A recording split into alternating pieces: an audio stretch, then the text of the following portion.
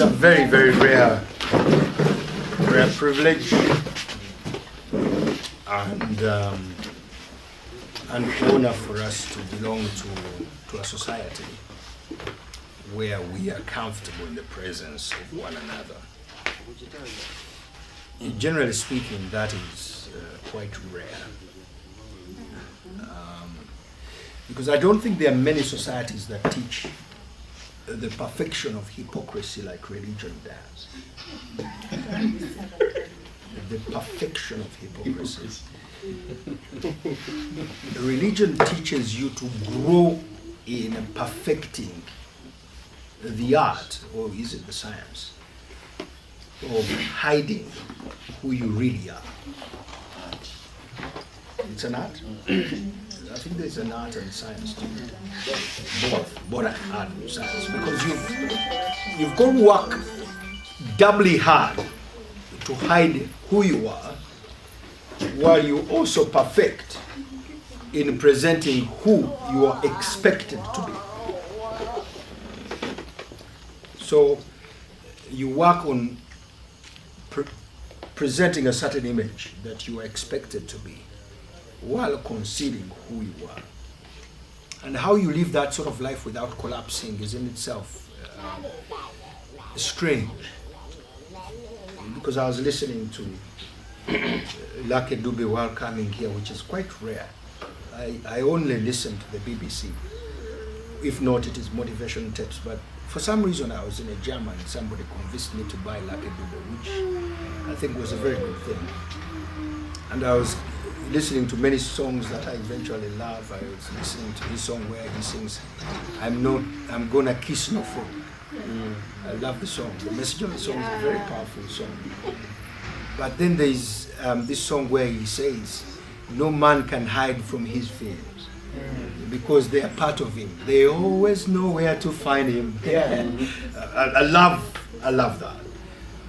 So at some point, I think you need to give up hiding who you are and finding a society that is comfortable with who you are, but makes you aspire to who you may desire to become, but may never become. So we have tried to create a society that is not shocked by the weaknesses, if you would like to call them that, of anyone, but also appreciates the strengths of each one of us. And I think to begin with, it comes from our God. Katonda waffe bw'atyo bw'afaanana. God is not shocked by anyone's failings. I'm talking about you and your relationships. And I think for me, the ultimate relationship that one needs to study in order to improve all their relations is the relationship of God.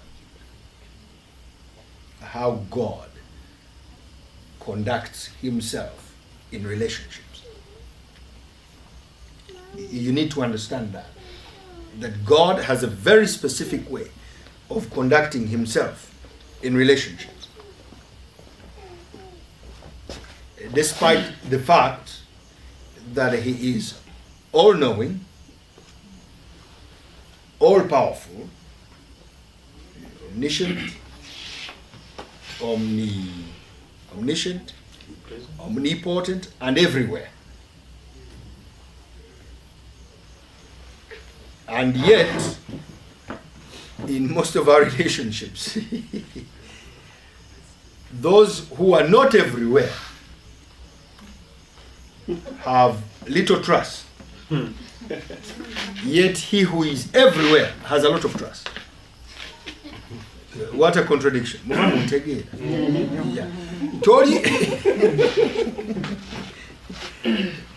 God is omniscient. He is Nukami. At least for your relationship with your food. Yeah, let's eat as we relate with our food. Thank you. I'm very sure mwawandise koko.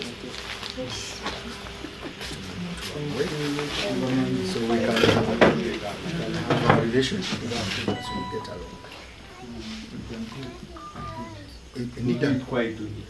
No, just proceed. I know how we are human beings. Omuntu asooka akwata ekintu kye obwongo te working out oba nabeera left out.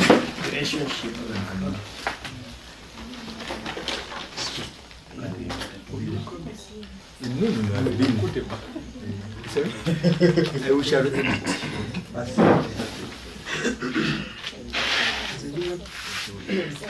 Oba ngende maaso nga bano bagenda maaso. I will miss it. You will miss a while. I'm very sure that myself.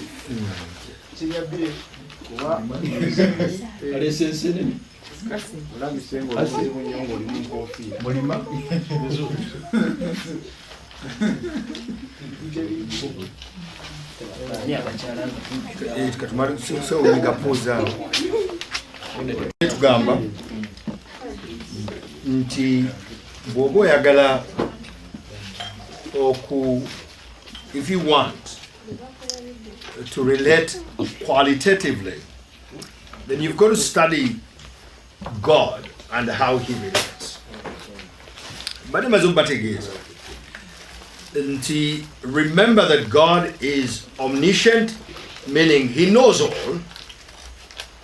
He's omnipresent. He is everywhere at all times. And he knows why he's there.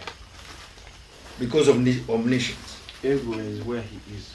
He is everywhere at all times. And he has no problem explaining why he is there. Because he knows all. And then finally, he is also all powerful. He has all power to begin and end relationships. So when God has not ended a relationship, it means he knows why he is in it, and he has not used his power to end it. And because of who he is, you want to understand that in a relationship with you, he is in it deliberately. Not because you are like him, but because you are unlike him. But also the other thing is because he enjoys being in the relationship.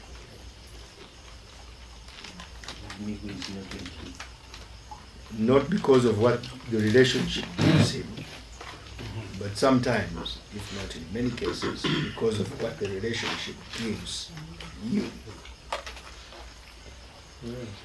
But I'm very cognizant of the fact that we are not like God. So to a certain extent, there are things we can learn from relating with him. But we must appreciate that he is sinless, we are sinful.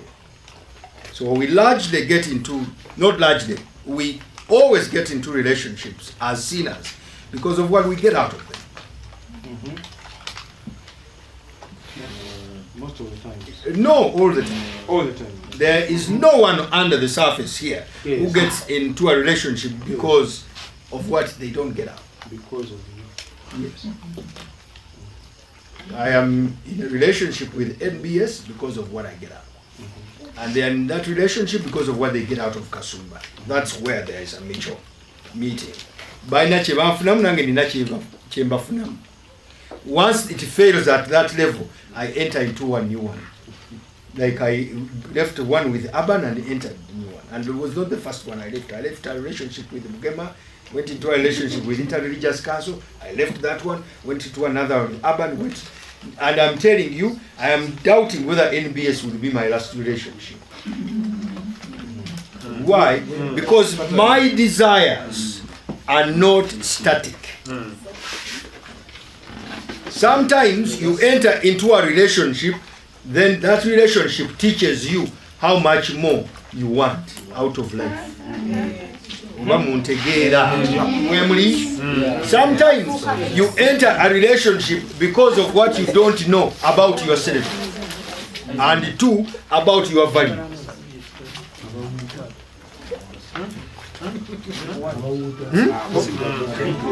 Sometimes you enter, actually, let me put it this way. Many of our relationships are built by our ignorance.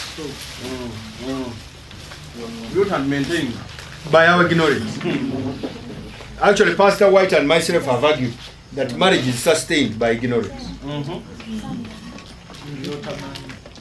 Whenever human relationships struggle, it is because information came to light.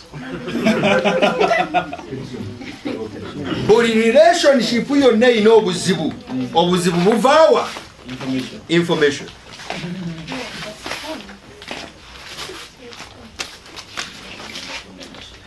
So may I argue, and successfully so, that to maintain a relationship, manage information.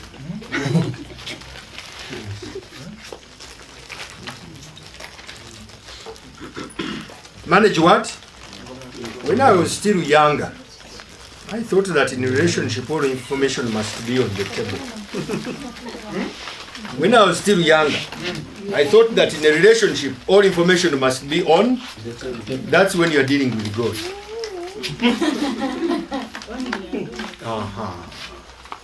Katonda can manage all information. There is no human being under the sun apart from hypocrites who can argue that they can handle all information. Don't even be deceived. There is no human being under the sun apart from hypocrites who can tell you that they can handle all information. Why? Because every information that comes to us changes how we see those who gave it to us.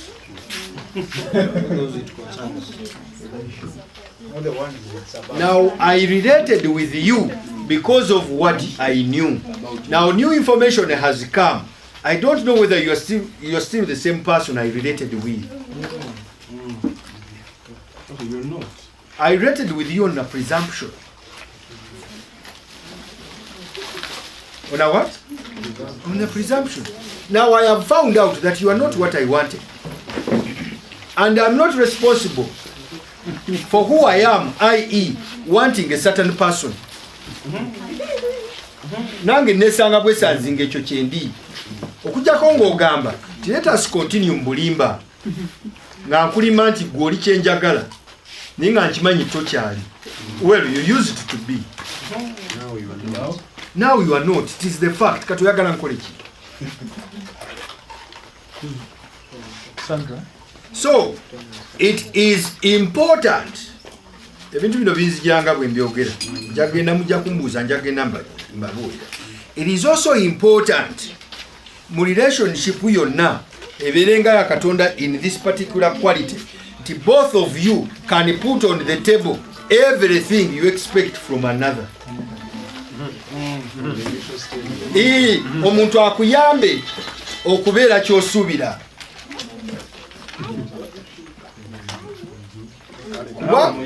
Kuba buli lw'obeera kyensuubira, relationship ogiwa life. Mu relationship yange n'NBS waliwo kye bayita KPIs. Key performance indicators. Tukusuubira okubeera ku morning show 4 buli 5 buli week. Ne tukusuubira okubeera ku morning breeze. Ne tukusuubira ku Thursday okutaking over kagwanjala. Ne tukusuubira okutuwaayo stories 4 buli mwezi. Ne tukusuubira okukola live updates. N'emirimu egiba giguddewo gye tunaalaba nga gikwetaagisa olwa sayizi y'omuntu gy'oli. Nange ne bagamba basuubira okunsasula buli mwezi. Era mbasuubira okunsasula obukadde obwenkana bwe buti. era mbasuubira okukimanya nina emirimu gyange egya consultancy weginaaba gigwiriddewo nja kugenda nga ngikole nga mbategeezeza butegeeza temuliimu kuŋŋaana.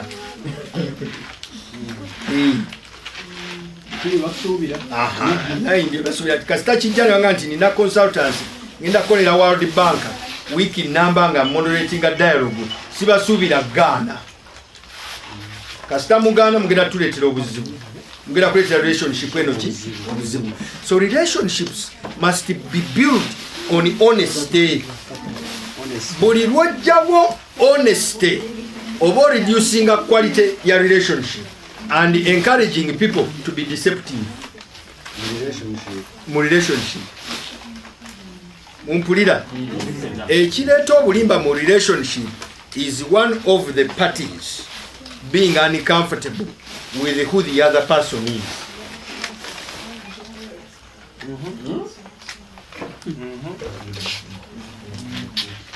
Kiwulidde? Nze njagala with time to time I may find nti njagala kugenda mu ndongo. I don't know why, but I want it. I'm not supposed to explain it. Fe waffe awaka tulina endowooza bweti ewange. Tulina endowooza bagiyita capital gang. Capital gang twajjako ekintu edda bagambanga capital gang speaker. Tulina endowooza ewaffe. People must never be blamed for their feelings. Kubanga mu supermarket zonna mu nsi zentambuddemu big and small, there is no supermarket where somebody goes nga batunda feelings. Omuntu tagula feelings ze yesanga nazo, however unfortunate they may be. Nange nesanze nazo. What do you want me to do?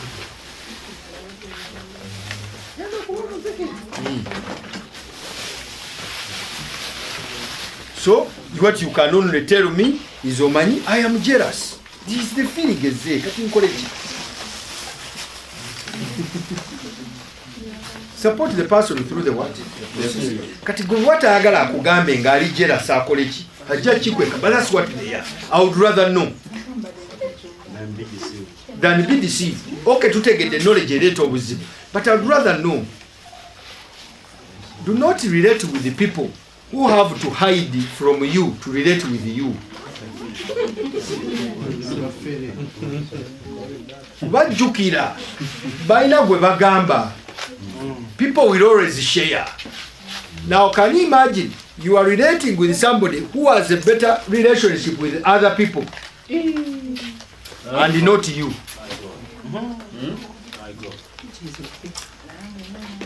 Alina omuntu gwagamba namuyitiramu naye gwe tomanyi and you are comfortable kubanga oli musajja ssebo gwe mutwe gwe mutwe, you are the head. Can you imagine you are the head of the home but you are the tail in information?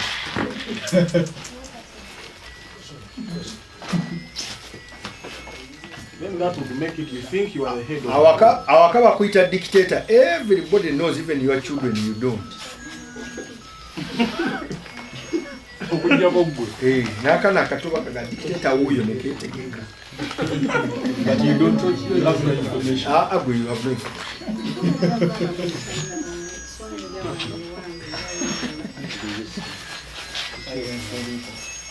So ekintu ekiyitibwa creating, I think that's the right word. Create a room in your relationship where honesty can thrive, even if that honesty means your exit.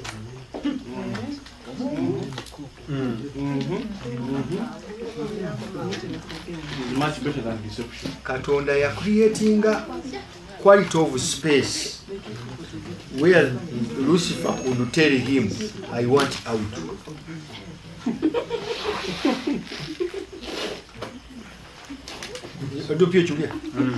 God created a relationship where Lucifer can tell him, I want out. Ngate ya chamwaga. You know what? I want out. This whole project yokusinza nze tekyankolera. But I am the best option. Yes, you may be, but I no longer want. But you see, I've started to crave pain. I have developed an option that I would rather pain other than being here. Okay, fine. I love you so much that I am happy to give you what you want, even if what you want is not me.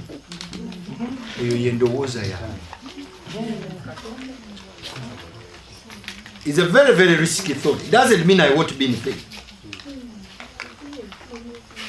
But create an environment where you love people so much, you are happy to give them anything they want, even if it is not you.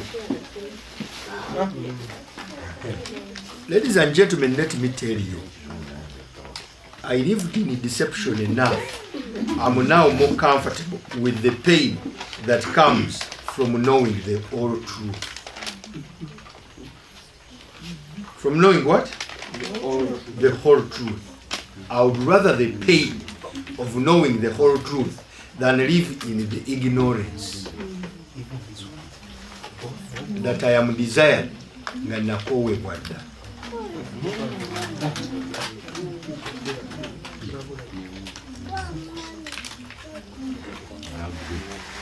Because I largely think that relationships are mutual and they should be held together by one thing, love. I was explaining to somebody and I told them that relationships are selfish. Are what? We all get into them because we are looking for something. We are looking for what? And at the point when we meet, what I want is in you and what you want is in, at least from what I know at that time. From what I know at what? At that time. But as relationships grow, when they are still working, when they are still what? Working. There is such a thing as what you want being what the other person wants. There is such a thing as what you want being what the other person what? Wants. When what they want is more important than your comfort. Let me give an illustration. When you are in a perfect relationship, at that point I'm coming. Osobola okutuula awantu n'omuwala n'akugamba empewo enfuuwa nga naawe ekibadde kikwambazza jaketi mpewo n'ogijjako n'ogimubika n'obeera happy ng'empewo ekufuuwa nga ye temufuuwa. True or false?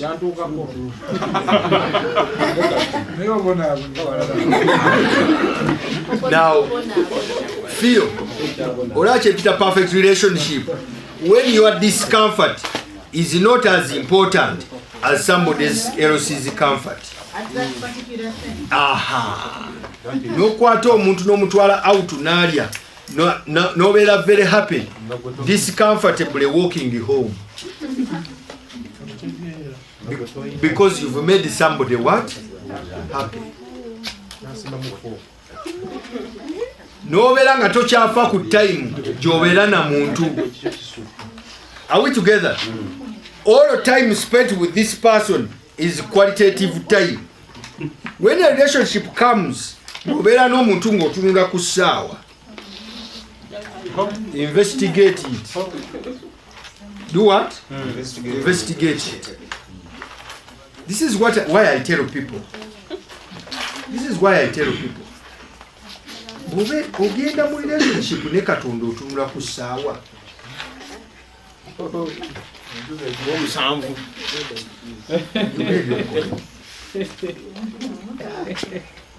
Katonda w'essaawa nze simulina enjuba egudde tutandike relationship. Swala. Enjuba egudde tutandike relationship.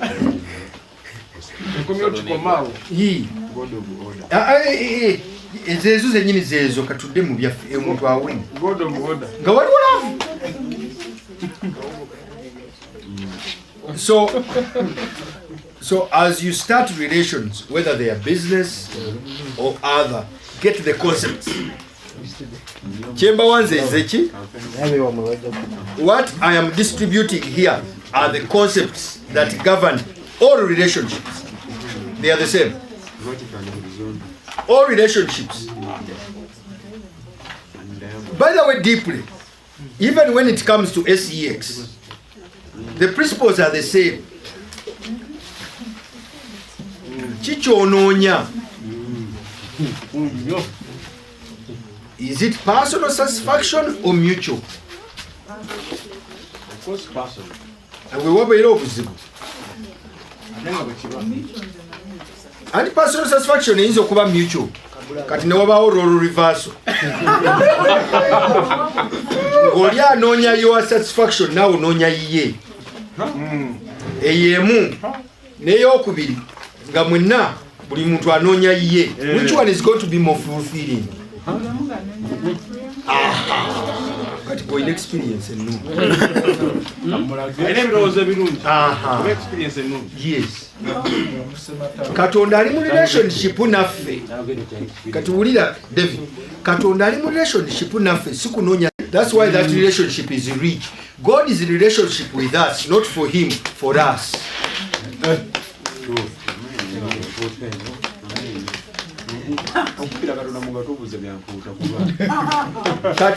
Kati ffe kye tulina okukola nti bw'oyingira mu relationship, you must understand nti concentrating a little on your satisfaction and on the satisfaction on another is your highest chance to your satisfaction.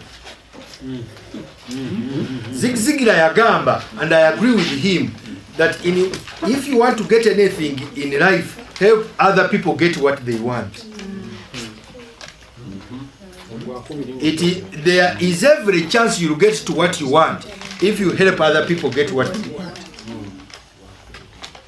So that's why I was telling you that even in a fulfilling sexual relationship, make sure she gets what she wants. You'll get what you want. In other words, make sure you And ngabazungu bagamba, and then some. You'll get what you want, and then some. Why? Let me give you the secret. Because it is very difficult for that person ever to find somebody like you. Because largely, many people are selfish. They will move around, but they will come back.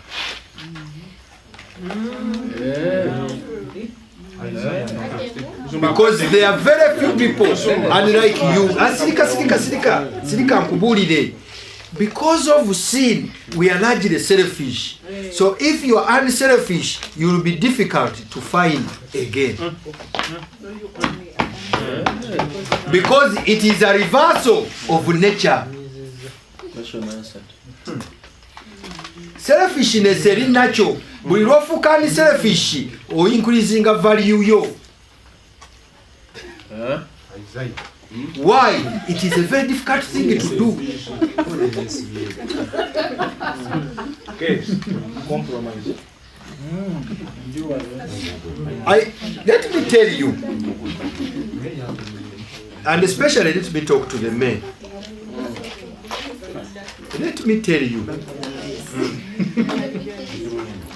if you have ever had a sexual encounter, which is alright, then you don't know what you are missing.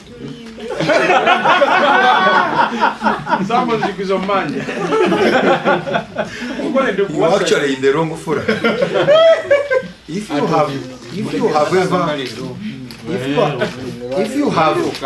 you have ever had a sexual encounter, no, sexual.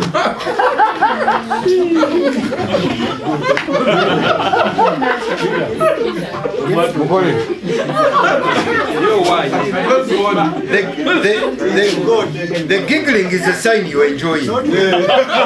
Not with God, with the God. If you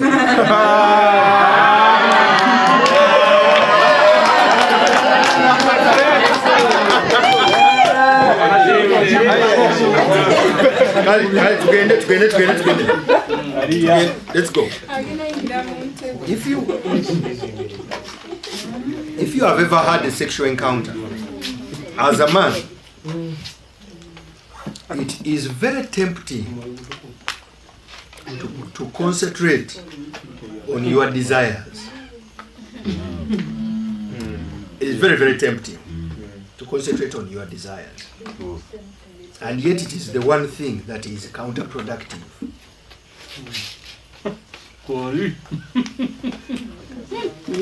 So, what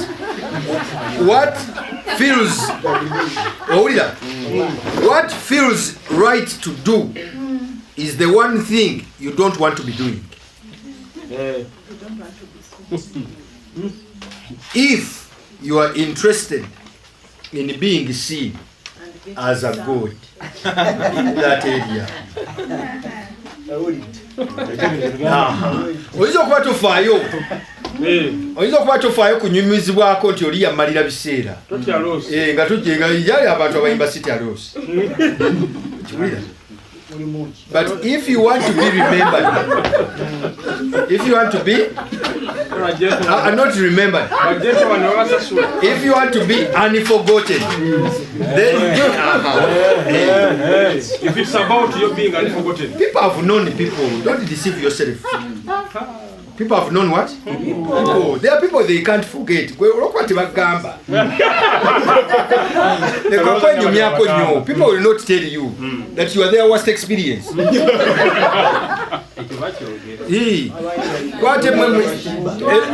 Yes, ate mwe mwagala balimba. Mwagala balimbe tosobola na kuteekawo minizi bakubulire mu bantu abayise mu their life where you lie kugambo yagalera kulimba bulimbi nti so eri yali gali yaleta obuzi simanyi baali balinya muti gwa muyembe ne kutwala ebintu byonna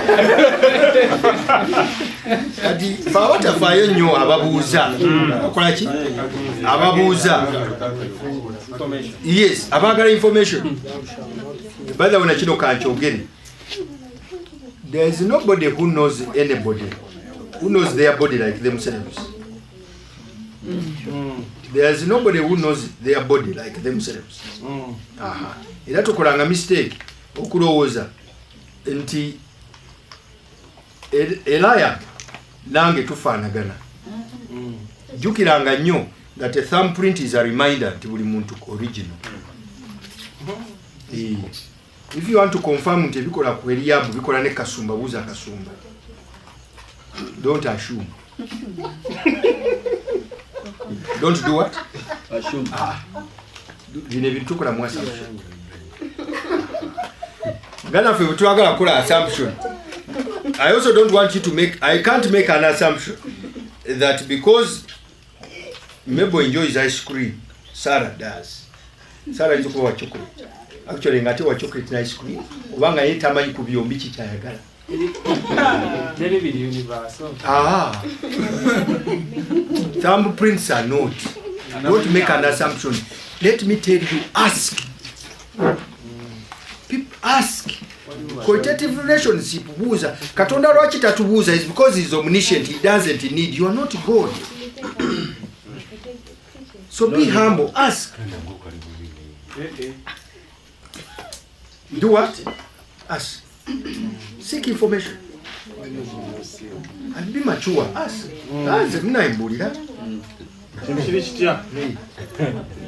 Anaina ulimba, uli muntu mukulu yiya.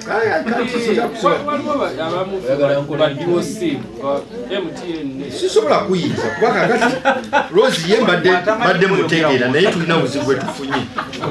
Kati gwa have to learn fresh.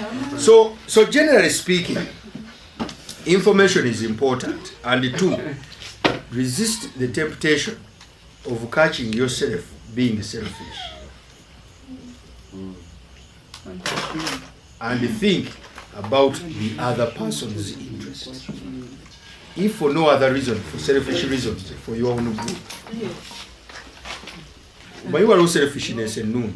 What will be to be encouraged? Suru akubanga njagala bikola. Ninga lwakubanga no nyerinya. Noonya erinnya nange banjogereko nti bakozi be NBS erina abakozi naye erina Kasumba. Why? Because that is going to help me in my negotiation of my salary raise. And the next deal. Yeah, the next deal.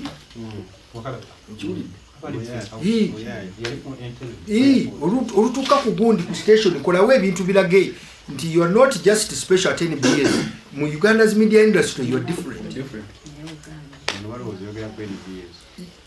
Inasanga juzi omusajja mvuka akola ku BBS. You are my inspiration. Vuko mula yali kasese na apandikira agamba mbadde ngenda kuva mu journalism. You've made me fall in love with my profession. I am a theologian. My profession. Making journalists fall in love with their profession. Now, in 2.5 months, I've already made my boss understand. Not because NBS njagala nnyo, but because neetaaga omusala ate neetaaga munene. Now I want to make an argument nti KTN neetaaga. So KTN is also watching because they are our partner. I want them to understand nti balina abantu naye Kasumba tebamuyina ate bamwetaaga. But that also only happens ng'ono ali satisfied. There is such a thing as omukyalo oba omwami okubeera awatu ng'anyumiza banne about the type of person you are, and nabo be bali babeeramu ne balowooza naye nze byasala oba olusingasobola omufuna. You understand what I'm saying? Nga yeeyagaliza muli nga yeeyagaliza gali singa nze mbadde alinga ku market. Oli mikwano gya mukyalo gwe gikwegwanyiza kuba mu ngalo. Kitegeeza mukyalawo yawalikooti ennungi. Kuba engalo kukyalo. Kati lowooza kino mayengo. Mukyalawo anyumiza banne bakwegwanyiza nabo balina abasajja. Kyokka tebamanyi nti bakyala baabwe begwanyiza bawamukola. Teri kintu mu nsi muno kibi nga kubeera mu nsi ng'olowooza nti oli ekintu naye nga tokibanga.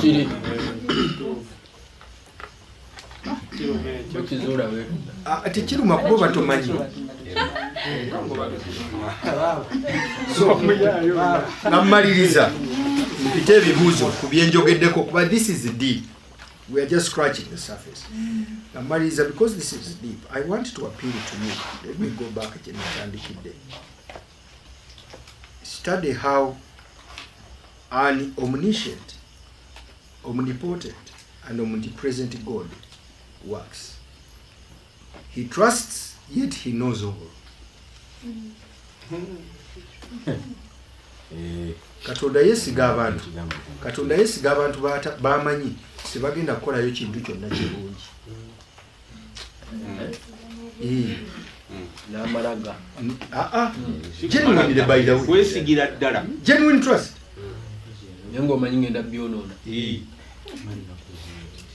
Katonda yakwata olusuku n'aluwa Adamu ne Kaawa ng'amanyi bajja kugwa. N'alumwa lulamba lwonna. Si kumalaga n'abawa. Kuba bali balweta. Ne boonoona nga wali alaba. Nga wali akola ki? Ate na getting involved in salvation. N'atekyanga. Not getting involved in ki? Salvation.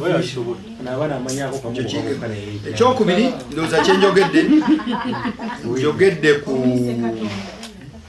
kyakatonda nenjogera ku information. Ekireeta obuzibu mu relationships, information. Don't be careless with information.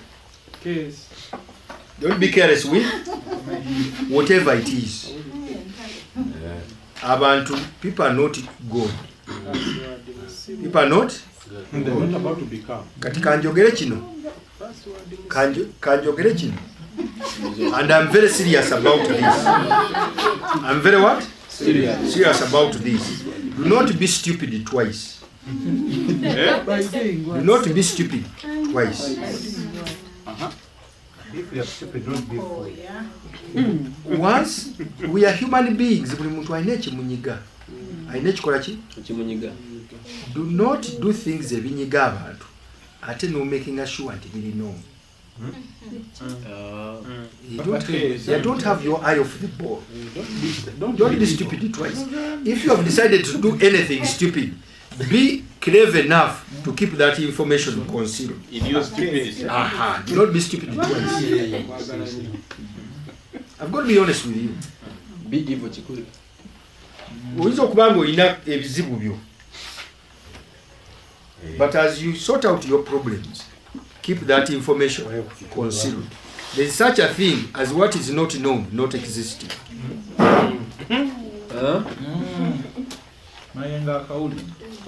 And that's why you also still involved in a relationship, because you don't know what they think of you.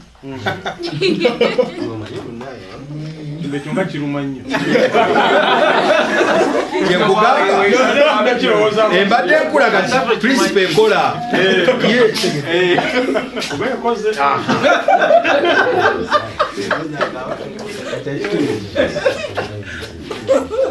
If my boss alina ebintu ebimunyiza as an organization, kiwulidde bwe mba nsazeewo tingenda kuyingira mu conversation ne KTN nga bampasula, nobody in NBS must know. Must do what? So as we enter the conversation, baga nti tugenda kuyingira mu conversation, lwaki tetumeeting in Rwanda? Let's go and meet in Rwanda and have our discussion there. But that is after ascertaining TNKTN inability etachamuka. Kwa hiyo okutandika okuchamuka, we are getting somebody from NBS. I had a discussion with NBS and Charlie employee Waban. Actually, I had a discussion with both NTV. I had a discussion with both NTV and NBS and Charlie Urban, and nobody at Urban knew. Wamwe kibaleetera obuzibu otandika okubeera ne discussion in Urban n'otandika okuchamuka ne NBS n'otandika okuchamuka kati ojoga Urban kuba ogenda bw'ota ogende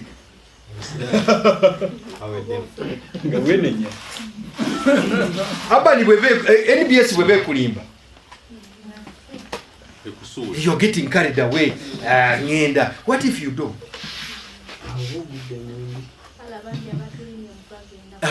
So be sober. Uno mwala wagundi yeti bagamba nti agenda ku BBS. Mwasuze mutya. Diru yali eyisemu. Yes, yali eyisemu nga buli kimu kyonna kiyisemu. Then NTV made the going very complicated. So remain sober until you have signed.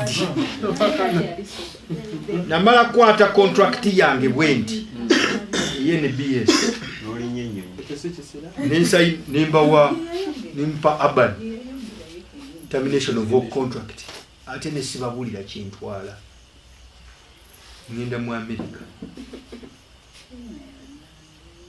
nimbera mu America contract yange Urban negwako mwezi mulamba mwezi bwe gugwako nabali bali very professional ne batachamuka contract yange bakumala kugwako na NBS CEO na nyini NBS nayo kabagamba nti waliwo omukozi ali mu America eyo gwe tufunye.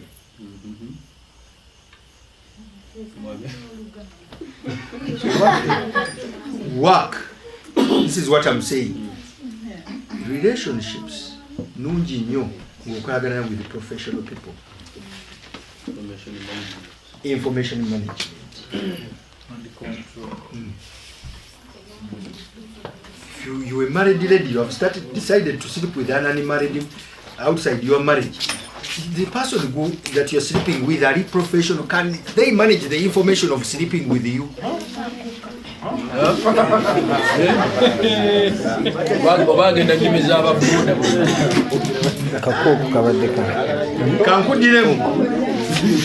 You are a married lady. You were married what?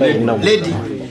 You have decided nti waliwo ebintu ebiri mu relationship yo byotofuna byonoonya, and you have decided to find that information somewhere else. Any BS jokoragana na you can then manage the information of relating with you. Wait a keke bay.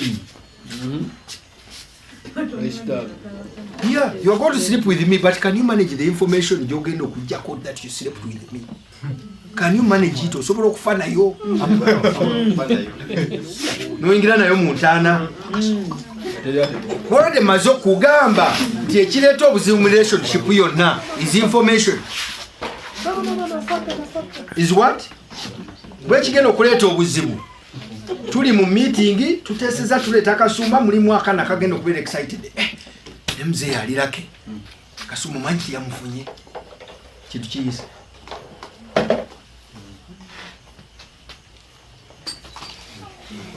So can you manage information? Bera nga mchala wanania, I would rather die.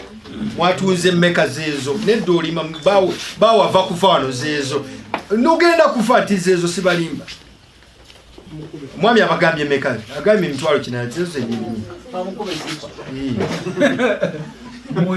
I like the spirit. I like the spirit of Anania's wife. I would rather die than give information. That's an Anani of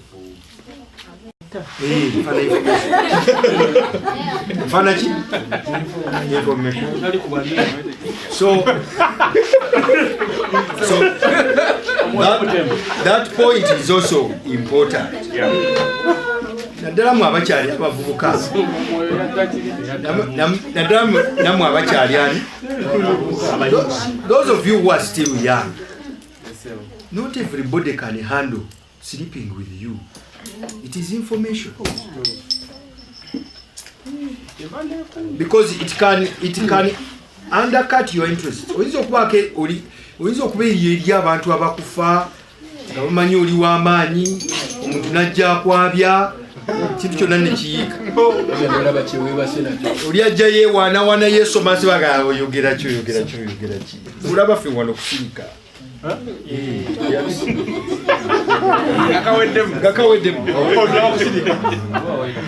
So be selective, and I'm very serious. Be selective. Some people can't manage you. Musajja oli musumba kola ku TV. Bantu bakuwandikira obwaliwo ogenda ogitulamu nagati osobola ono. You know what it means to sleep with Kasumba. At least you know. But do you know what?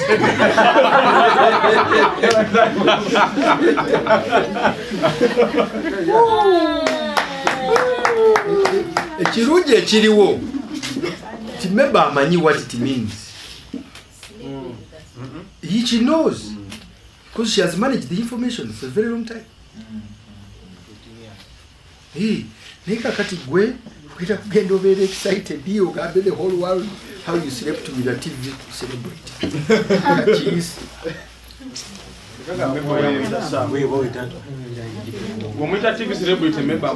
You are sleeping with me looking for fame. Already I have. Motive find out what is the motive.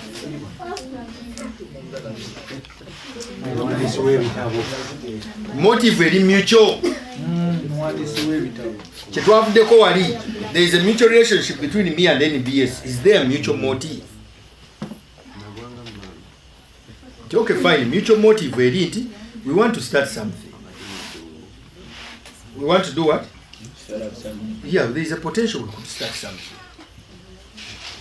Let's work on that for as much as you can. And you all put your heads together into working on that. But in the end, there is no relationship that is easy when you are working with sinners. When you are working with what? Especially when you are also sinner. But desires are physical as the sin continues to work on us. I think one of the most difficult things I have found is that as we relate with the people, we discover ourselves. And sometimes we discover what we want and what we don't want. Because we are relating. where you some have to be employed with NBS to find out that NBS was what you wanted, not what you still want.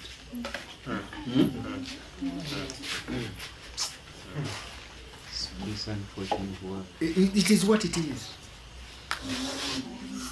People get jobs, then they get on them and start looking for the Monday paper. You know what is in the Monday paper? Job application. Before you get the job, you think you want it. Then you get on it and you discover you want another one. Kubanga oluusi ekikunoonyesa omulimu ogwo kuba wali tolowooza nti gukusaana. Kati bw'omala kufuna ku mulimu ne NBS noga esi eri ndowooza ndabika ngisobola. Ndabika nkola ki? Do you realize that that's how we as human beings, and you cannot run away from it. Kati tuddayo kiche nagamba, you've got to be honest. You've got to be what? Honest. Naye kino nakyo kankibabulire nga musumba wa ITC noza sina wala wenyinza kukyogerera. Tojoganga NBS eriwo kubanga ogenda mu KTN. Ne bw'oba ng'ofunye confirmation letter ya KTN kubanga NBS yekutuusiza ku KTN. Yeah. So they have contributed significantly to what you are. Does that cut across all relationships? It does. Kino kyogera mu maturity. Kyogera mu maturity. I've also been involved mu kujoga NBS. Kubanga ngenda mu KTN. But in hindsight bw'otunamu, you realize tolina kyofiirwa. When you choose not to denigrate your past relations. When I was doing the interview in the Monitor, the guy got very, very excited and he probed me. I said, no, you know what? I don't talk about my past relations. Ask Abani. I teach Christian ethics and I believe in what I teach. I don't discuss that. They know, they'll tell you. I don't tell you. Be classy. Be classy. Because what that means is, nti abani bwe bakwata olupapula ne balusoma ne bagamba nti omusajja yaganye okwogera ekyamujja wano. They continue to realize they lost a good man. They lost a good what? Yeah, omuntu eyalina class. Kati NBS bwetunulamu nga tewayogedde bubi ku Abani, etegeera nti when the time comes you will still be classy and they value you. And they do what? They value you. Yogenda kubanga otudde mu meeting ne NBS noga naye babba ne basse. Batamusa TV ona. Nange bw'onompisa bw'otyo ng'ogenda. Just keep quiet. Hii na hii TV eri gy'ova. Tulina kyetwakye tuyinza kunyumya. Munyumye ki? So be classy about this. Wadde birungi. Kati nze ndowooza kanjira nkomaawo. Nebintu bwe bityo bifana tewali expert. Tewali ki? Just sharing experiences here. And then, of course, waliwo ebintu byensobola okwogera mu lujjudde n'ebirala nga tuli just one or two. I'll take a few questions if there is one or two.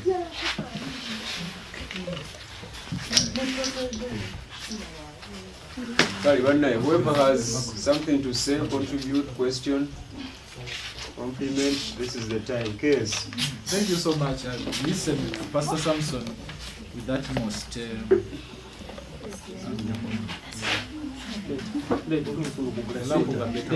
attentiveness, I was forgetting the word. But now, there is a relationship called marriage, yeah? Which survives on ignorance. And as you put it right, information starts to come out.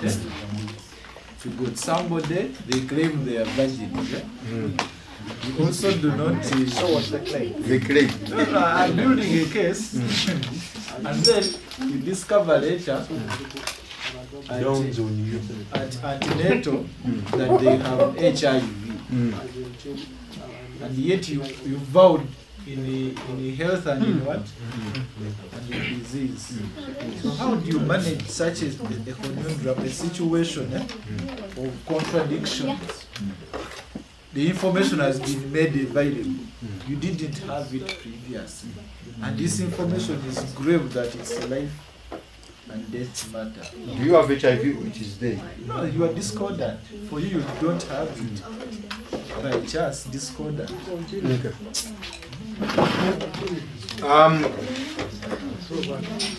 I have come to the point where there are certain things I've got to be honest about.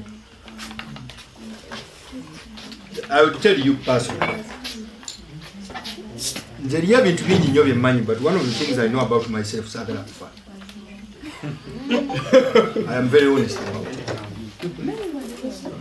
I may be alone, but I'm not apologetic about it. I don't want to die. That's me. Ndowooza nga nkyalina ebyokukola ki. That's one. Two, I also know I am not selfish. Negezezzaako, I've tried myself. I am not selfish. So, if I found out that she, and I think three, I've also now successfully discovered that A, sex is not a bad thing, and B, that I enjoy it. I think that one I have now tested. That one I think I'm very sure.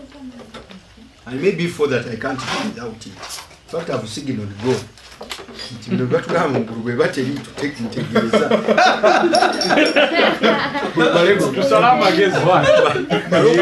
Mala okumanya whether I really want to come.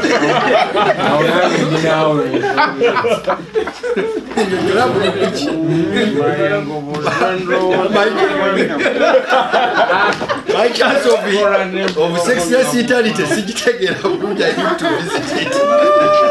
And I'm very serious. I'm very honest with God. Uganda, kupitira munyo wano kubanga.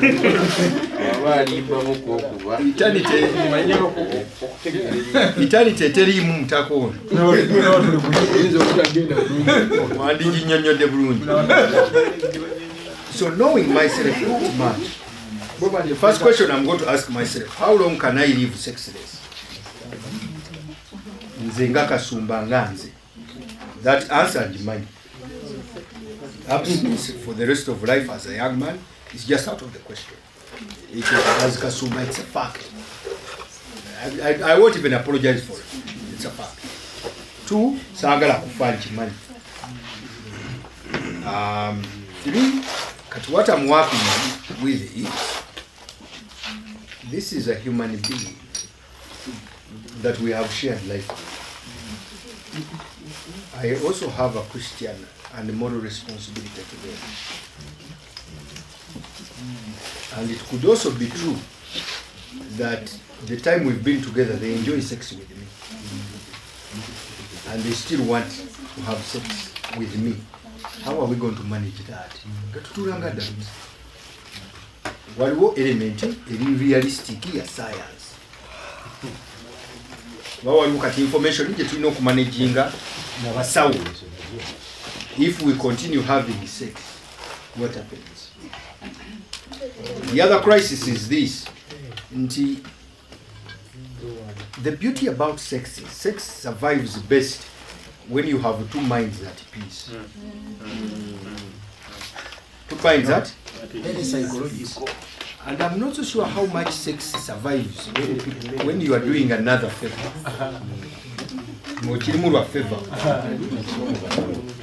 You understand what I'm saying? So kati omutima gwange bwe guba gulimu element ya oba basawo batuufu oba si batuufu, then do you understand the reality is here? Then we have a challenge. Kati ate now you are dealing with Kasumba who doesn't do things because the denomination said.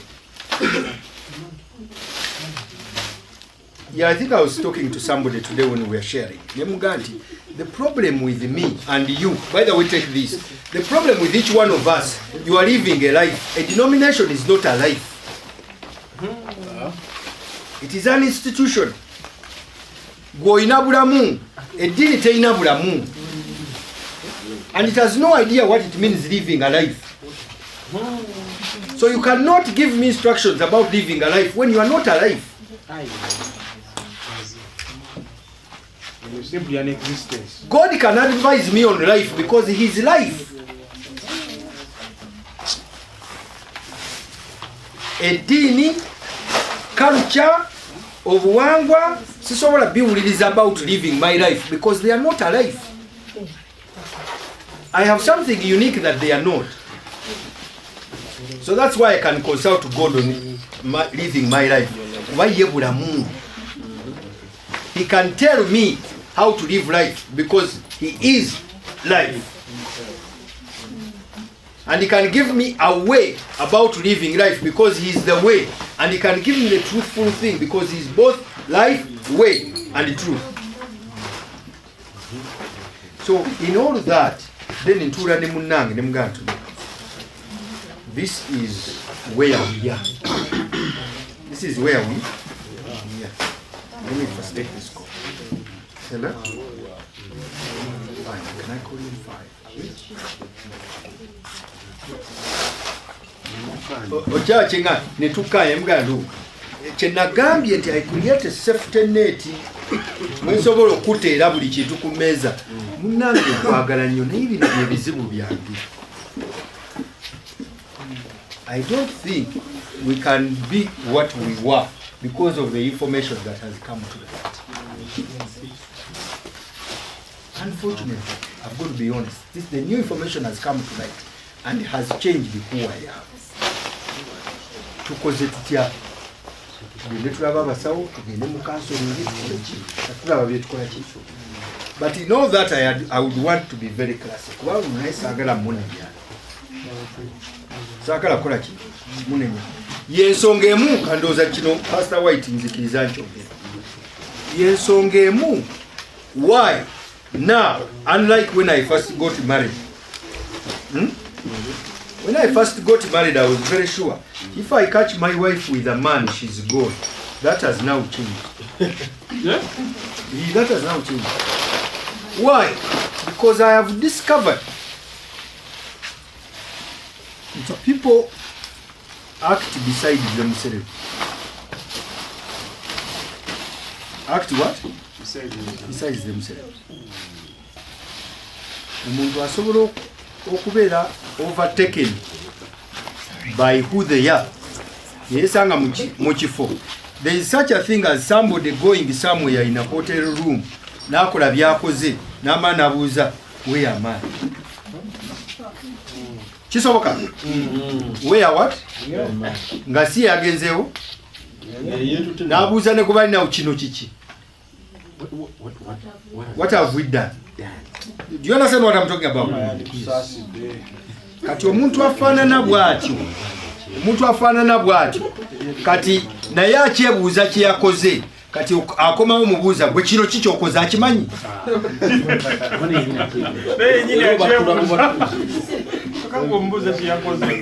Kati mbuuza waaki? Ebibuuzo si byange nga critical thinker. Kati awo navaawo. My conceptual analysis techanzikiza kubuuza ebibuuzo ebyo. I cannot ask somebody questions they are asking themselves.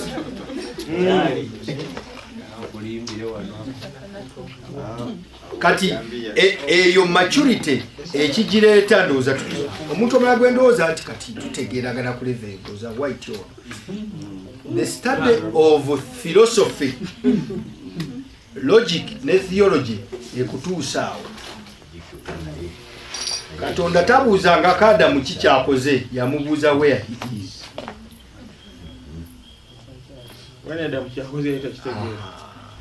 Kubanga nze mmaze okuzuula mu nsi muno nti osobola okugoba omukazi n'ogenda mu bakazi abalala then n'ozuula nti she was better than all.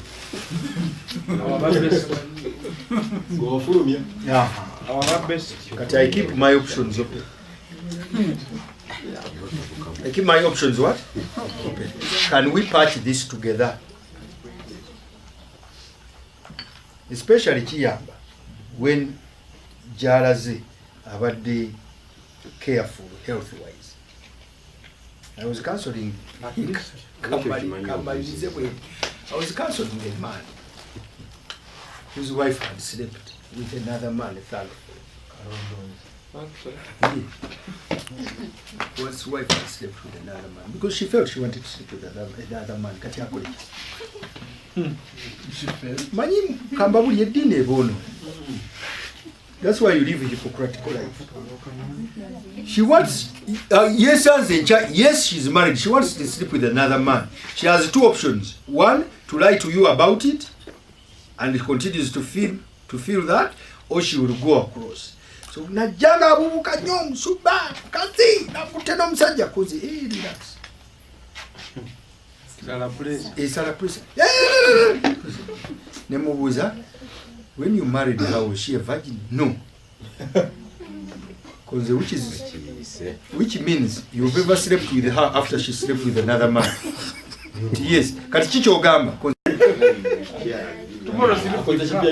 Kati mukyala wange. Because what do you mean by my wife? When she slept with another person.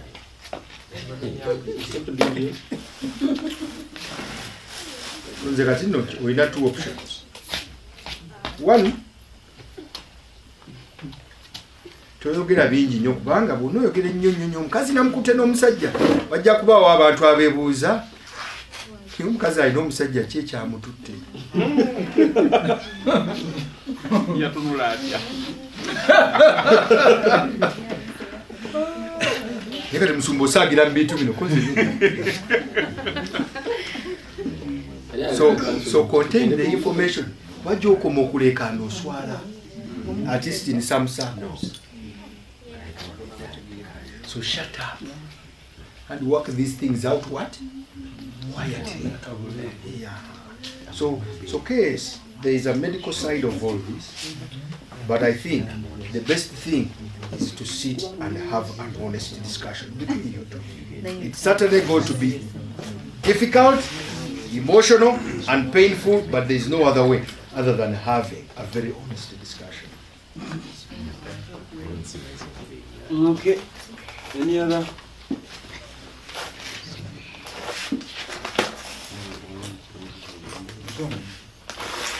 Yes, sir. Those are chichisemba. Bobadde ogamba information ignorance. Nange nkyali platform. Bw'ogambye ignorance. Obadde otegeeza lack of information. Osobola n'okutegeeza having the information without interpreting that information. It's all ignorant.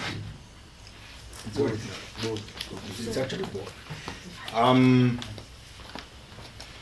You are best off questioning for knowledge, and don't fear the implications. Relationships is zeetaaga nnyo bravery. God is very brave. I'll go and die. I might become extinct. Fine. So don't fear information. You come across very brave. Tell me everything. Yeah. Tell me about your ex. Because I want to know the things you can't stand. Then you can behave, you are the first man in her life. What you are gonna find. If you want to think that I'm the first man in your life, fine. Just a thing. At least nze tonimba. Tokola ki? Gwezo kwamba oyagala okweriiba. Naye nze tukola ki? You tell me, I want to know about your ex. Because I need to know the things that you don't forgive. Tell me about your ex. I'm asking, can I tolerate the things you cannot forgive? Omuntu bw'ayawukana n'omuntu kitegeeza ekibaawudde they can't stand it. You can't do what? You are better off knowing. Nochikola very quiet. Because you know they can't do what? Stand it. So be brave about this. Kamusajja muddemu. Yinza okuva nga ntambula wano nemuluka nenkuba nenfa n'ebibuuzo. For example, kiki ekyabawula ne your ex ansa n'ofuna ate twayawukana ne ex yayawukana nange. Omuntu muyigirize honesty kati ngoma yayita you need to takwesiga. There are two things. One, lack of trust. Two, in their estimation, which twayogedde in the beginning, they don't think you can handle the information. Kyena encouraging to a certain extent omuntu ayinza okufiguring out nti information gye nnina bwe njikuwa quality of relationship egenda ate bwegenda permanently. Better you don't know. So you must also allow somebody to protect you from themselves. Kati ombuuza ovaawa, can you handle bwe nkubulya gye nva?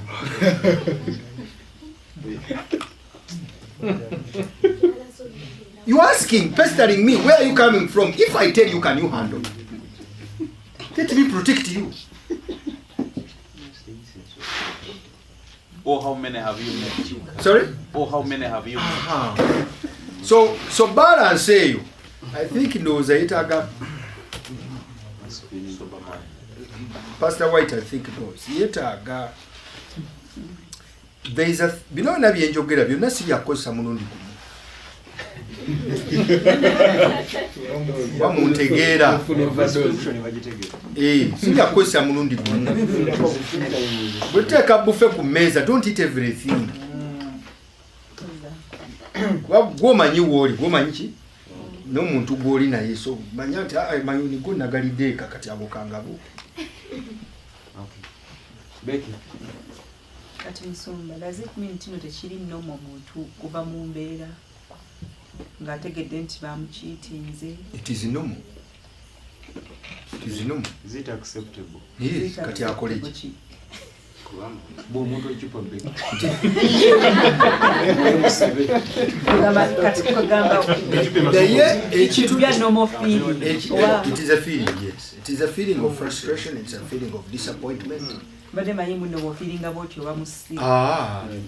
Because life is about Becky, life is about expectation. When kugamba nti I am now better placed to handle, sigamba nti I will not hurt. But I think I am being human. I am better placed to be empathetic in pain. Empathetic in pain. To put myself in the person's situation. After that pain, what happened? After the pain, then I deal with the situation. After the pain, you go back to yourself and find out whether you are in love. Let me put it this way. I have learned to sit in a conference with Samson. Samson? Ganze, nentuula nange, netwogera. Then I understand myself because in very many situations, like nga bwe mbadde nyumya emirimu, oluusi njogera n'oluusi njogera, before I ask myself, do I still want to be here? Zinga Samson, do I still want to be here? I was really hurt by Urban TV. Then I asked myself, do I still want to be here? Yes, no, yes, no, yes, no. Okay, fine. If no, is there anywhere else I can go that is better than where I am? You and you. Where you mean? Good. I'm with alone myself. Went in pain yange. Kakati njagenda wano. So again. What do I do? I think one of the most painful situations is finding out that my denomination had cheated on me. Because I think one of my best relations was the relationship I had with the SDA church. I'm talking about relationship. Yes, I'm talking about relationship. Now the biggest problem was nti bwe nva mweno relationship sina gyenziramu. Sina gyenkola ki? Gyenziramu. I cannot become an Anglican. I cannot become a Muslim. No. I cannot become a Pentecostal. What do I do? And you're not a pagan. It was not there. I think I know what nakyeyombekedde mbutya. Do you understand what I'm saying? Yes. But eventually that's what I become. Now, other people beyond me, at least bo balirake balina wo bayingira. So as you deal with the disappointment and all, what way to you be honest with yourself? Look, I'm in a bad relationship. I want to leave it, but I'm a sexual being. What will I do about that side of me? I can't work. This man provides and provides. Omusajja ankuba naye ampa obulamu obuli expensive. Banaga tula mpradoge no shopping. Yes. Sooner or later ogenda muviira osanga obulamu bwobadde tomanyi. Nga tobusobola. Obo tomanyi na bei ya Prado. Kyokka weefumula. Nkoye kola ki? Fine. Sika Prado. Kati kyekugamba you will discover tobadde n'obulamu obunyuma when you have left. You will discover nti tosobola taxi wano nga akukuba oba olowooza ozisobola. Okiraba olwa kyengamba agaliddanida zikankubuli sika Prado nze omusajja tankuba lwa Prado akugaba omusajja tankuba lwa Prado bayina gaali.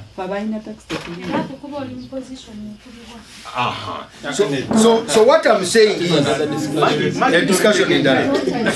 So what I'm saying is this. Nti go investigating ebintu bino byonna. Look at the full weight of ramifications of the decision you are making. Depending on who you are. Kubanga nze kugamba nti of course ngenda kuva Bugema otyo. Bugema yimpe nyumba. Bugema mpe omusaala. Naye mbonyabonya. Naye who I am, I'm a very arrogant man. I want to make up a decision. Nzija kugamba nti you don't want to live the life I live. Nava mu nyumba ey'omulimu nendeka n'omulimu nenzigalira ebintu mu garage nenninya nentwala family yange e Rwanda naye nga bwe tuva e Rwanda simanyi we tugenda kusula. That's who I am. I'm a very arrogant man. To make a point nze sijogebwa sikola ki? But I was like, let's go to Rwanda. Bwe tunadda I'll see what to do.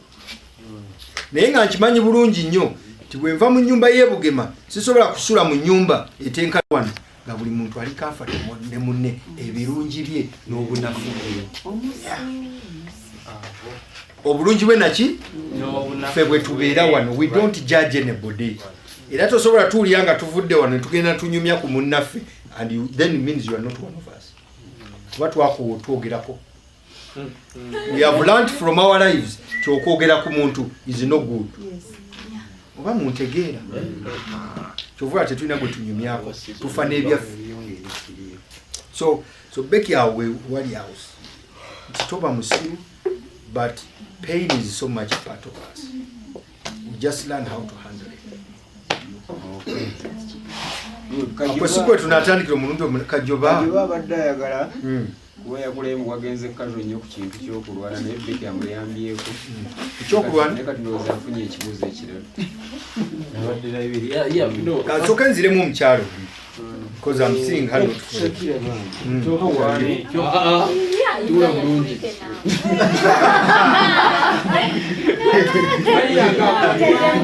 ask your question. Isaiah kwata ekibuuzo ekyo mala ku simu. Kwata ekibuuzo then. Shakira buuza ekibuuzo omukulu ajja ekibuuzo. Kwata ku kamera nga nkwata ekibuuzo. Kwata abuuza. Kwata abuuza.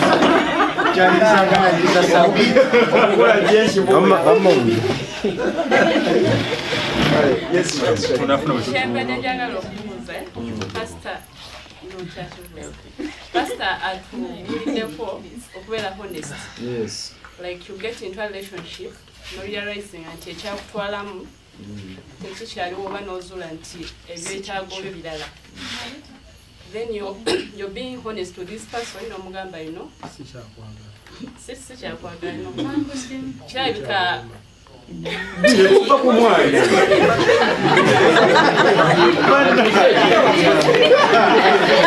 watu omanyi lwaki oyo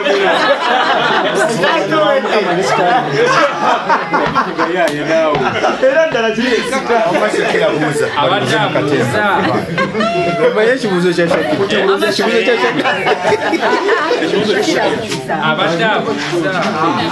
Shakira waali. I was asking, And you still are? yes. Yeah. You told us to be honest in Yeah. relationship. Not for example ya NBS. Nga tonafune omulimu wagwa applying ne bakukuwa. Naye bw'otuuseeyo no realizing nti ate ndabika bineetaaga tebakyakola ki tebakyabina. So you're in a relationship with someone n'otuuka mu mbeera eyo n'omugamba you're being honest to them. Omanyi ne bwe tunakikaka tuira nga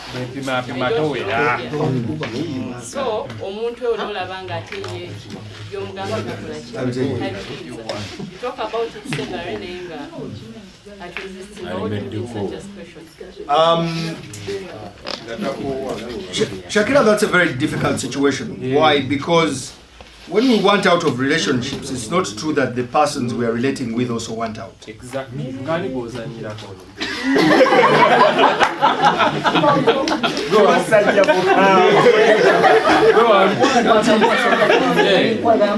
Waliwo situations eziri fortunate. Waliwo situations eziri fortunate. Ne weesanga ng'oli bw'omugamba nti you want out. When I will not be the one responsible for it, for the breakup. You understand what I'm saying? But it is also true sometimes in unfortunate situations, like I said, because you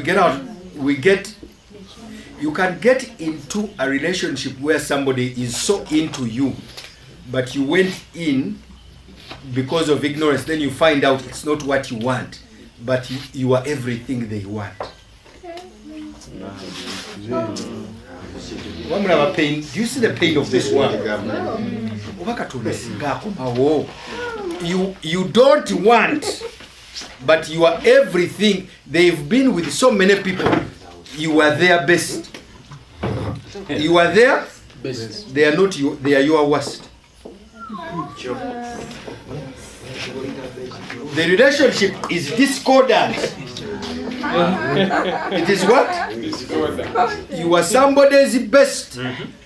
They are your worst. Can it work? But it's the reality. How far can you go being somebody's best while they are your worst? Especially so when you have a knowledge of better. Let me tell you, by the time you discover that somebody is your worst, you have a knowledge of better. You cannot deceive yourself too long. Sadly, a relationship cannot sustain itself. Teri mutual. I think I spoke about that. A relationship cannot sustain itself. Teri mutual. Katonda atwagala naffe tumwagala. That's why it works. Tuva kye tugamba kwa ITC1 nti if you are not in love with God, he cannot stay with you longer. Kuba Katonda amanyi nti this thing should be mutual. So sadly, Gekikutawanya kyemmanyi ndowooza nange kintawanya. You fear hurting people. But you are not a savior. Kristo yekka yayingira mu business ya sacrifice.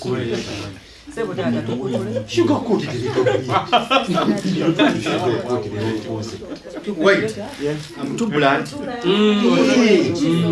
Yeah. So what I'm saying, Shakira here, tulina concept gye bayita ey'obulokozi. Kristo yajja n'atufiirira ne yeewaayo ku lwaffe is what we say. But that may not work in erotic relations, especially if they are going to be sexual. Relationship egenda okubeera sexual. If you are somebody's best and they are your worst, as far as I know, that is rape. That is what? Rape. It is rape. Yeah. But sexual relation tesobola kubeera fulfilling. Ati sinze nga bwe neemanyi. I don't want to involve myself sexually in a situation nga bannyamba. Ng'oli tafunamu annyamba buyambi. Ntegeere. Njagala nnyo bannyumyeko. N'omuntu bw'aba agalamiddewo bugalamizi for you nga not for them. Kiba kiganye. Especially for us critical thinkers who can take time to find out. You can actually tell. You can tell. But watch man.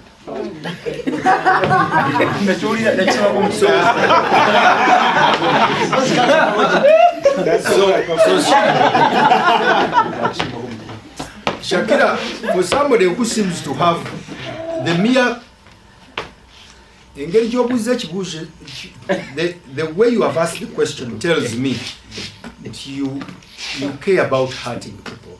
Yes, and it is very common. Which is a very, very good quality. But it is also very dangerous to plan the rest of your life as a sacrifice.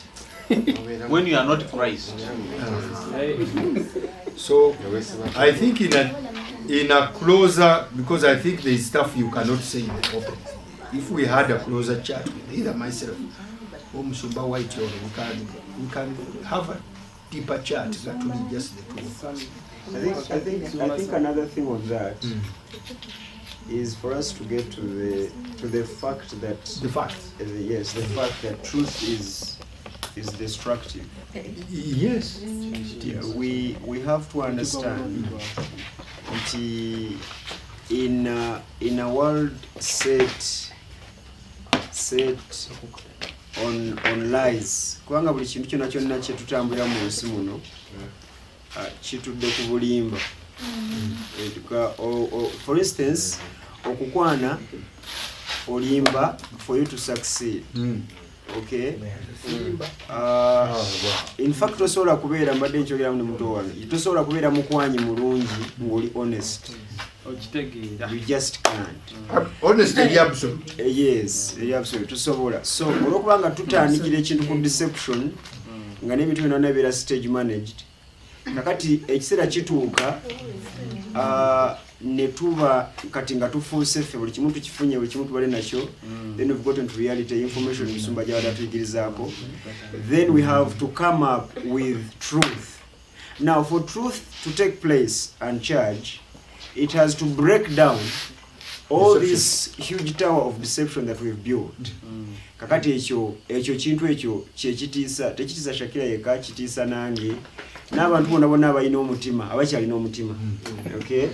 Okeera ku makya n'ogamba munno nti ekintu kino banna kibulamu, si kibulamu, kiri njagala tukite. Kati ate nga munno nga Samsoni bw'agambye nga they are you are nothing, you are their everything. Ekintu ekibeera kinene nnyo. So first of all, we have to get to grips with the fact that truth is destructive. Number two, ate era twetaaga okusaba Katonda atuwe amagezi n'obugumiikiriza okuteekateeka bannaffe be tugenda okusuula mu kinnya. Yes, we need that time. Nogera ng'omuteekateeka You get the point? Bw'oba oteekateeka ku kiggala ate leka kutandika kweyisa bulungi nnyo. Tukitegeera?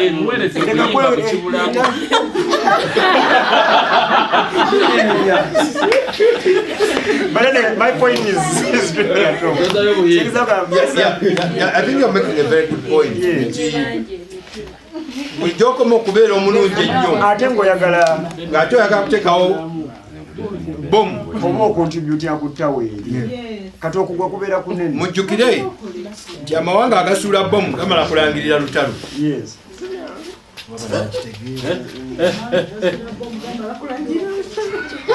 America bwe batennasuula bomu mu Iraq ega nti we are at war with Iraq. So the Iraqis will not be surprised. We are at what? America tetera kusuula bomu nga teranze. They declare that we are at. Namutosomuga nti nkukyayi n'akuwa obutwa.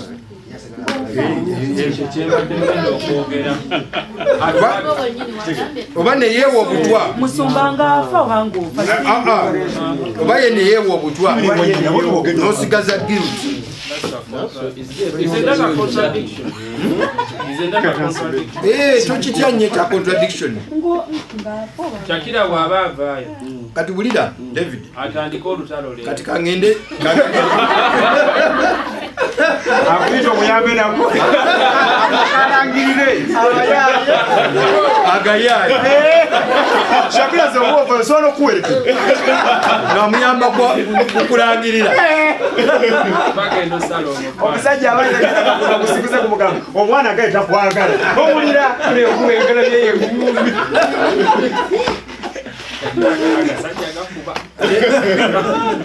Chengamba kiri bwe kiti. I think this is my last point. But I suggest we should have a few more of these. Watch to our environment relaxed. Kambagambe kino temutyanga contradiction. Because sin yayingira mu nsi and ever since it did we became a contradiction. Kakibanyonyo a little bit deeper. Katonda tatukolangako to exist as sinners.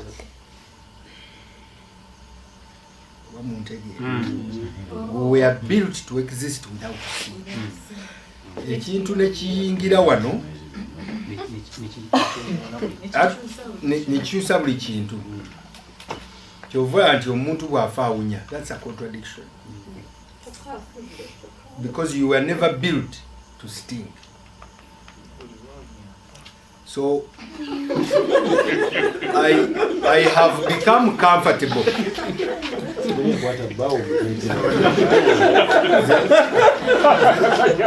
Statement is that I have accepted and become comfortable, not enjoy, comfortable.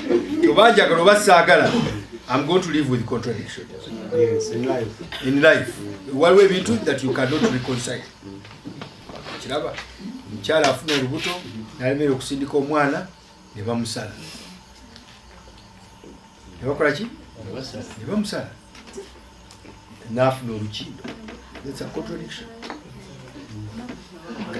Kubanga wali oyagala kwambala swimming bagita two-piece swimming costume two-piece kano kasalire eno kati depending on how much money you have. Nzo kwa to ina musawa asubula kasala bulungi. So at some point, Shakira, you've got to be comfortable. You will not make everybody happy. I think at some point in life, we've got to be selfish. Selfish, yes, you're not seeing B. Sikolachi? Seeing B. How to get your guarantee? I've got to look at my interests. So, what to do is take you serious. The theology of selfishness. Why was selfishness see big? Somehow you've got to be what? Selfish. The question is which type? Kasteva anga teri destructive. Wanga okusigala bad relationship is obo menye take ligamba thou shall not kill. Nabagamba luli thou shall not kill also involves yourself. Aha. Katosigala mu kintu ngoyamba omuntu. Why? Oli alina Katonda wajja kusaba Katonda ajja mulaba. Ndasa. Ninamu obuzibu. Shakira nina obuzibu. Siragira abantu kola bintu bye sisobola. Because I'm not a hypocrite. I don't think I can stay in a relationship that I don't want. That's why I would not encourage somebody. Mina asonyi wasinga basumba alala. Abagamba abakyala bagumikirize Yesu yebawo agamu atanafumbirwa gumikiriza Yesu yebawo nga musumba kintu nga kiganye ngo empewo ezite ekiro gumikiriza mukyala we naafa n'awasizaawo Yesu si mwekazi we. Okay. Yesu siki? Yesu si mukazi we.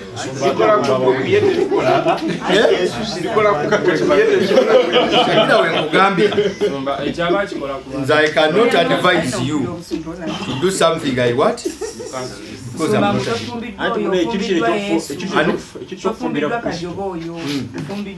counseling room statement. Etuzo omwana ali mu peya ali in an abusive relationship mwana ngitusu tofumbidwa kajoba wafumbirwa Yesu. Macha mubuza Yesu yankuli Sanya atwala butwazi kifo kya Katonda. Kwano gwange kamaliza zotolodde mu counseling. White. A friend of mine was in a relationship. Na mchala wasura na akaso. Akambe knife. Mchala asura mbuliri n'akamba batateekateeka kusala nvi. Sangoyanza twe. Ebanjala. Ne buli ekikuliko ekisalika. Oba agenda kulonga. Abagenda kuwata. Oba agenda kulonga. Oyinza okuba ino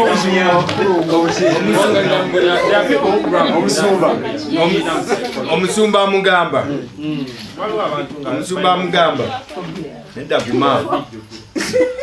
Kati yasooka agadayiwa saidi y'obuliri amazzi emu eyono. Yomwami. Omusumba. Oba obuliri bunene nnyo ng'ayagala omulinaane. Ono nagamba musumba ne mama musumba bakola nazo counseling asajja kasire Bachi go mu counseling. kyetaaga nako Yesu lwaki olina n'ebizibu kati lwaki babaweereza nze kwe namanya nti marriage efudde omukyala ng'amuwandikira ka message ng'akamuweereza nga you are very useless n'akantu ko katono tekalina nakikakola oyo mukazi taakutta yakutta omukazi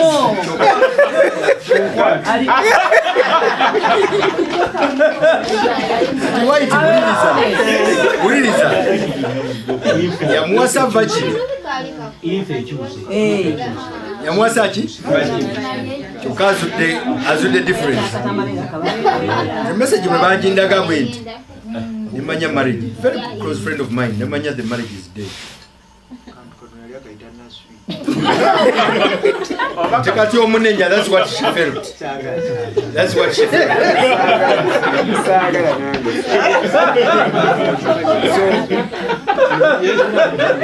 So basebo ne banyabo. Bwaba bwawulira kati omukolere ki?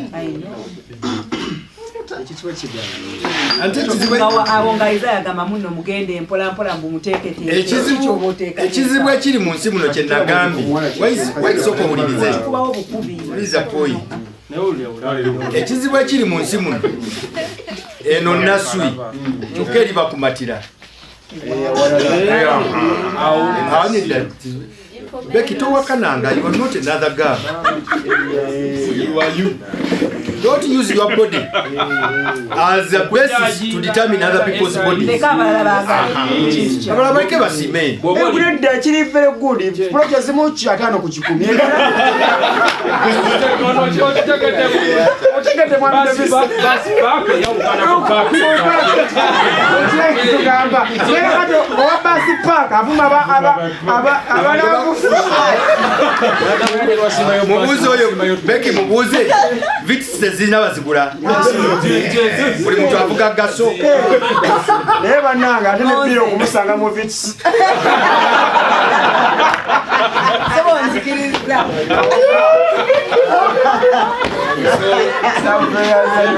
So allow me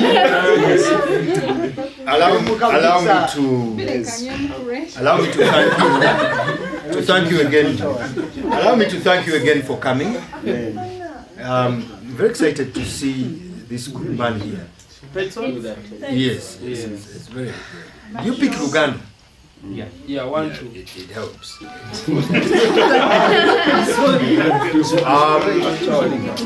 I want to encourage you.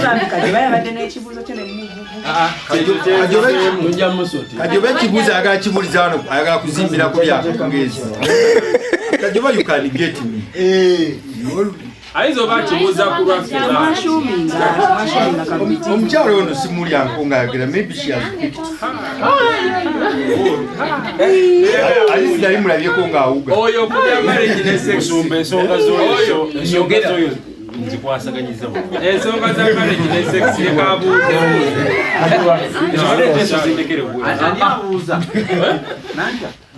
Omukyalo oli abuuza ku bya marriage and sex.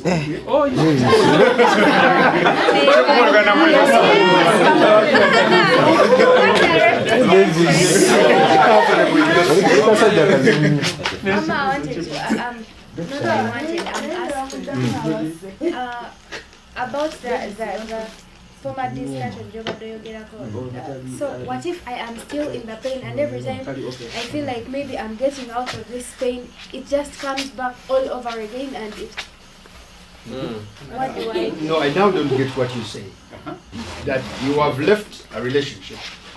Not and there's left. pain. I in a relationship. No, I can't get out of the relationship because I just cannot disconnect myself from it. Because of what you get there. Yes. Listen. Leave her alone. Yes, I want to understand. Why can't you disconnect? I cannot disconnect myself from this relationship because it is blood. It is blood. You just can't disconnect yourself from that. Why no? Because I want you to think out of the box. Blood, why? You don't know where you You're are. always obliged to get back into that relationship. By The process you don't understand. You just cannot. You just cannot. You just find yourself. If, let me ask this way, because I want to understand. Give us some time. Yes. Let's ask this. Because the whole idea of not being able to disconnect yourself from the relationship can also be built from fear. Of A, how you will be seen if you disconnect yourself out of it. Or B is what you fear to enter into an unknown territory. He's still saying no. What is it? Because I want to understand. Yes. No. This is not a relationship of this, like I've just met Alan. I just met Alan in Musanga Bukuru. No. This is a relationship you cannot dislodge yourself from because you will always be obliged to help that person even when you don't want to help them. Is it parent? Yeah, let me say it's a parent. That's what she Child said. relationship. You just cannot dislodge yourself from that relationship. But it's painful. So you want to disconnect from. Okay, let me say. You say, let me not be selfish and I forgive. Okay, but then you just. The pain remains. It does not just remain. It pretends like it is going and it. No, that's very easy. It's like the relationship, for instance, of being defiled by a parent. Do you understand what I'm saying? You are defiled by a parent and you do not have another father. You understand what I'm saying? You are, when your dad defiles you, When your mom. or your mom does, Or your brother. or your brother, by the very nature of who we are, you cannot disconnect yourself from him being your dad. And sometimes when you want to carry on with the pain, you also don't know whether you should be treating your dad that way. That's how complicated So the world is. you're in such kind of pain. It pretends like it is going, But it never goes. and then it comes back with Intense, full force. yes. Yeah. So, how do you deal with such kind of a relationship? No, that requires fully-fledged counseling. That's not a subject for this sort of forum. Maybe you need to assess what you get They are out of that processes. relationship. They are From what processes. you've told us, she needs to assess what she's getting out of that relationship. It doesn't Blood. matter if It's you blood. get anything from It's it. blood. Is that a relationship? Yeah, blood. Ati kati oba togimanyi kati relationship yaki ya dad daughter oba ya rapist daughter Chengezaako nangu. oba ya kati it's a very difficult one. The lines are not clear. ate nga bwe muyita rapist kati toyina mulala gwogenda kuyita Dad, yes.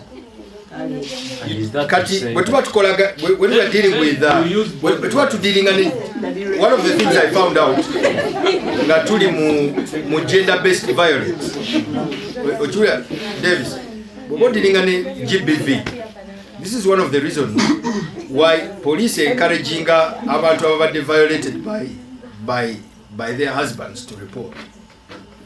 But the question oluusi era nti omwami ankubye kati bwe muwawabira njagala wabeewo ekibaawo naye tisaagala bamusibe oba mwami wange ate taata w'abaana bange kati eventually bwe nkola ekintu ekituufu I will also deal with a new thing nti abaana bajja kumanya nyaffe yasibisa kitaffe, and that's not what I want. nawe kenyino ojja kumanya tuwasibisa bbaawo oba wasibisa mukazi wo nga yakuba. So I can appreciate Nanja. It's very complicated, and era nga bwe nagambye banaye ekibi kya complicated kati owulira nti tewali kiriya katansaasi. Yes, tewali. For purposes of IT, generally, not specifically for her case, I want to say two things as we let you go continue. One, ndowooza nti we need to define the term relationship. Let me refer to her words. That thing, blood, is a cultural thing. We just need to redefine things. For instance, nze nganzi nyine enkola n'ebiwaffe nagibagamba waliwo abantu bentwala nga baganda bange naye nze oluganda lwange terubeera mu musaayi. You get the point? That's not culture. That's not culture. Zimba kizimba. Kakati tuteekwa for ITs, not for her. If she wants, she can take it. Tuteekwa mu bulamu waffe okutandika okuzimba relationships nga tetuzizimbira ku bintu ebiri culture mu blood. Mutegakirizaako bagamba kubanga you have your own blood. Okay, goyina omusaayi gwo mutegakiriza okugamba ne DNA yiyo mumpuliza kyenyizaako bagamba. So tofiira mu kintu mu blood kubanga that's the reason lwaki tusanga abakristaayo nga bali mu kulima ebijja bakkiriza basala emisale munnange byakika munnange eddiini yansanga tokola bintu ba blood. Now singa kyogamba yes bwe mba ntya nti nyinza okufuna kitanga omulala omukristaayo teyandikidde because you can find a father bwe nzija kubanga essaala egamba nti our father who art in heaven. Ekigambo ekyo who art in heaven kiba kigezaako okugamba nti wano ku nsi waliwo abantu agamba muno bakitaabo tebali naye tebali. You get the point? Kubanga omuntu yandibadde taata wange tutuuka okusooka okudefininga taata yaani akomawa akola bino bwasuka wabakyali. Kati waliwo individual tuli fenna eya inseminatinga mama wange ne spam n'akireiminga okubeera kitange bwankola bino byankola abakyali kitange afuuka spam donor ne tumuwa ekitiibwa kyetuwa omusajja omulala omukulu ku kyalo tulifenna naye tetuddamu kumwesibako nti taata Isaiah nkubuuza omuyita kitaawo akulaba nga muwala we agahutyo olaba yali akolanga kintu ekyokukozesa bino byakola kakati tuteekwa kyomuyita yes kyoli mu mutwe gwe kyoli mu mutwe gwe so tuteekwa okumanya kubanga oluusi tubeera mu kino nekikutuulako anti yekitange netakyali kubanga ekigambo kitange you are abusing the term father you are abusing it. Father defines limits. So ochiono, that's number 1. Ekijagala mukirowozeeko. Then number 2, mu relationships abantu batusobya tuli fenna ne bamubanga mukyayagala abantu abo basobya temukozesa method ya forgiveness eya esonyiwa abantu bye bakola. Are we together? Stop forgiving what people do. Start forgiving people. Kubanga buli wosonyiwa abantu bye bakola mu buwangwa bwabwe abantu tebalekerawo kukola ebyo. Are we together?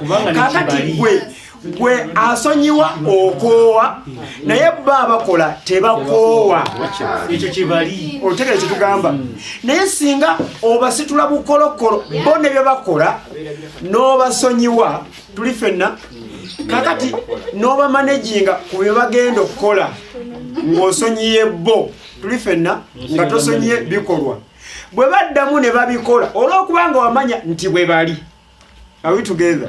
Kati gwe nawe obeera ofunye momentamu yaabwe nti gye beeyongera okukola naawe gye weeyongera okusonyiwa kubanga wasonyiwa bo. Do you understand what I'm trying to tell you? You have no business. No muntu gotosobola kusonyiwa. You have no business. Thank you, Sam. Kati you have no business. No muntu gotasobola kusonyiwa. Bw'oba tosobola kumusonyiwa tosobola kukkiriza byakola. Kati byakola bijja kusukkako ate naawe oli muntu otemutte. Nabagambye wali. By the time wembeera ne Mebo, but I have assessed until we can go through anything she has done. Kubanga kati kiri kuye. Why muntu? I have now assessed it. Nsobola musonyiwa buli kintu. Why ngo muntu mwetaaga? Mebo. That what she does ngamna muntu wa mwetaaga watuvudde wala kati bwe bakuwa mulinda oddayo ku ground naye namusonyiwa omulinda yasonyiwa wasangala mwanyina ze muteeka ku sayidi ekisajja ekikokakola kizibu. Thank you, Sam. Come up here.